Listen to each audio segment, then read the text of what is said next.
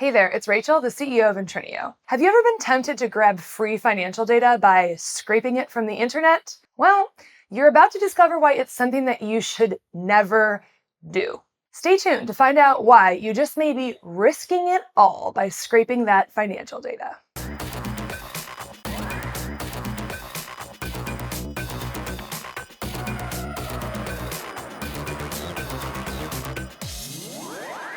Okay, let's get real. Financial data, think stock prices, financial statement metrics, and options prices. It's an absolute cornerstone when it comes to building an investment app or strategy. I mean, who doesn't need data in the investing space, right? But here's the catch.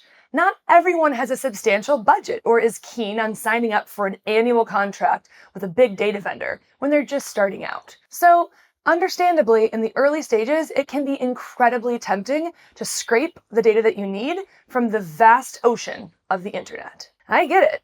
Yahoo Finance, public company websites, and countless other sources are just sitting there, ready for the taking. But before you dive into the world of data scraping, there are some serious consequences you should be aware of. Here are 5 compelling reasons why you might want to think twice about scraping financial data. Number 1, it's most likely illegal.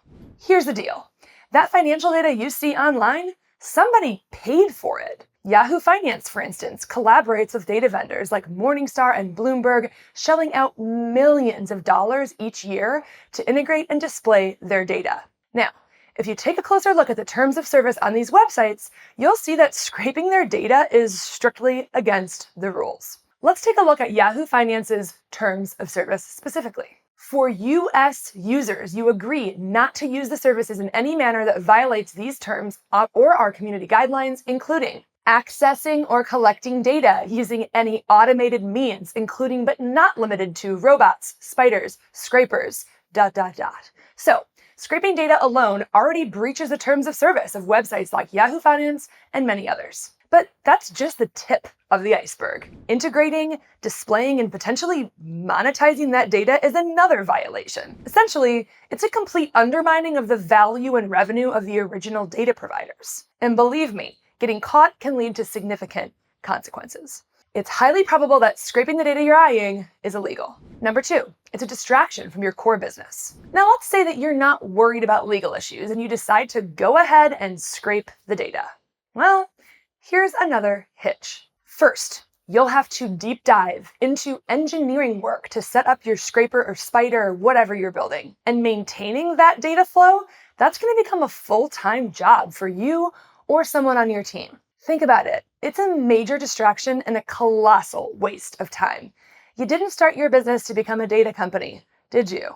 Startups don't spend their time building their own CRMs or databases. They just leverage services like Salesforce or AWS. So don't make the mistake of thinking that you can build a data company within your company. Number 3, scraping data doesn't scale. Even if you decide to go all in and develop your internal scraping operation, you've set yourself or your team up for failure. You will constantly need to scrape and scour for updates. And this can turn into a manual process with ongoing fixes, adjustments, and updates. Unlike working with a dedicated data provider that ensures the data keeps flowing, these websites you're scraping can change at any moment, and they will. When they do, your entire data flow can crash, and it might take hours, days, or even weeks to rebuild and get back on track. Scraping financial data ends up being a burden and a distraction that holds you back.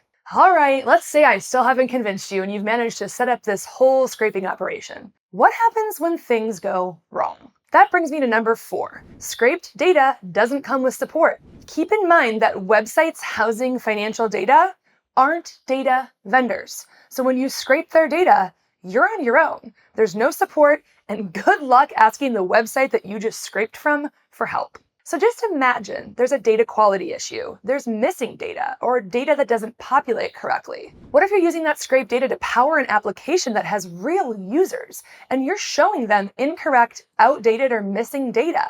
Or if you're using this data for your own investment strategy and it contains errors that lead to trades based on faulty information, who can you turn to for help? Nobody. You don't have that luxury because you didn't buy the data.